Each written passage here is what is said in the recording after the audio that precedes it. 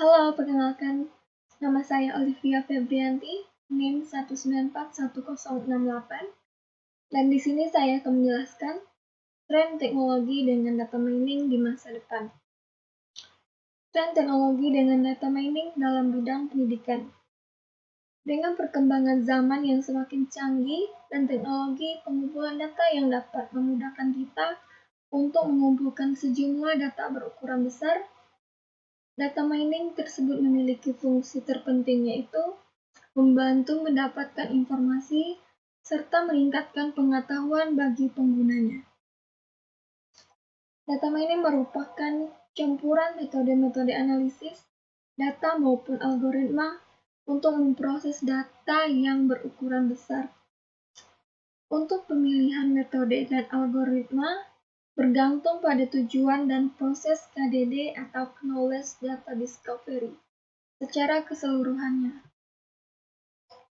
Dalam data mining di bidang pendidikan biasanya menggunakan decision tree dengan algoritma merupakan salah satu metode klasifikasi yang menggunakan representasi struktur pohon tree di mana setiap node merepresentasikan atribut, cabangnya merepresentasikan nilai dari atribut, dan daun merepresentasikan kelas. Node yang paling atas dari decision tree disebut sebagai root.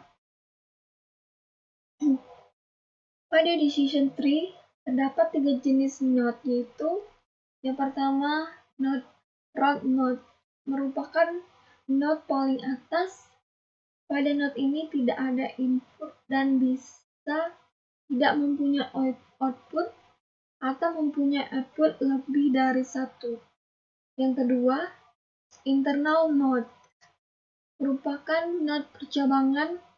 Pada node ini hanya terdapat satu input dan mempunyai output minimal 2. Yang ketiga, leaf node atau terminal node, merupakan node akhir. Pada node ini hanya terdapat satu input dan tidak mempunyai output.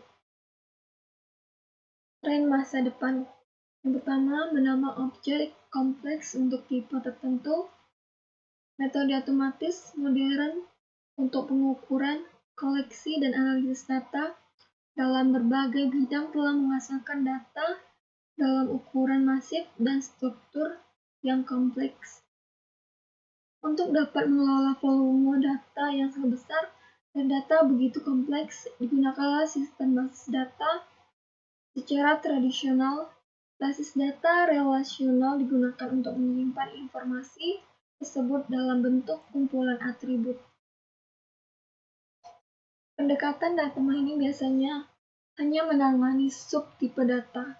Sebagai contoh, item set mining dikhususkan pada data string atau daftar nilai yang mungkin beberapa pendekatan klasifikasi dan clustering membutuhkan data numerik, sementara yang lain memungkinkan dengan kategori. Kedua, aspek temporal, dinamis, dan hubungan. Pengetahuan tentang perilaku dari objek merupakan bagian integral dari pemahaman hubungan yang rumit dalam sistem dunia nyata dan aplikasi. Semakin banyak metode baru untuk observasi dan pembentukan data yang sesuai untuk menangkap hubungan rumit tersebut.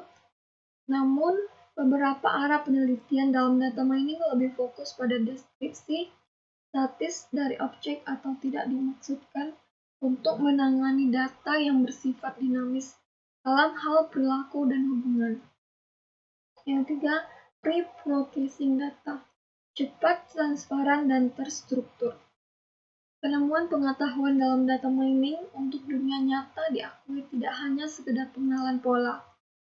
Proses yang dilakukan bukan hanya sekedar analisis data, tetapi bagaimana membawa data tersebut ke dalam sebuah bentuk yang memungkinkan analisis data dilakukan. Menurut estimasi bahwa penambangan data hanya sekitar 10% dari waktu yang dibutuhkan untuk proses penemuan pengetahuan secara keseluruhan. Dalam kenyataan bahwa persiapan data agar dapat ditambang ternyata tidak kalah penting dibanding dengan proses data mining itu sendiri, yang sangat mempengaruhi hasil pada tahap berikutnya. Di masa mendatang kita akan melihat bahwa pre-processing akan lebih bagus, lebih cepat, dan lebih transparan dari yang ada saat ini. Untuk aplikasi data mining yang cepat dan user-friendly, pre-processing data akan secara otomatis dikerjakan oleh sistem, dan semua langkah yang diambil akan dilaporkan ke pengguna, atau bahkan mungkin secara interaktif dapat dikendalikan oleh pengguna seperti yang ada Microsoft Surface.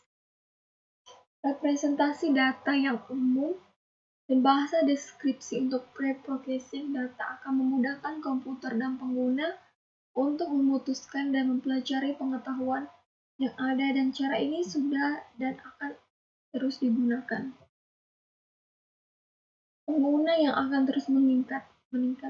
Pengguna data mining meningkat secara terus-menerus, namun yang tidak kalah penting adalah kebutuhan akan panduan terhadap pengguna, mengingat semakin banyaknya permasalahan yang pada akhirnya didekati dengan teknik data mining.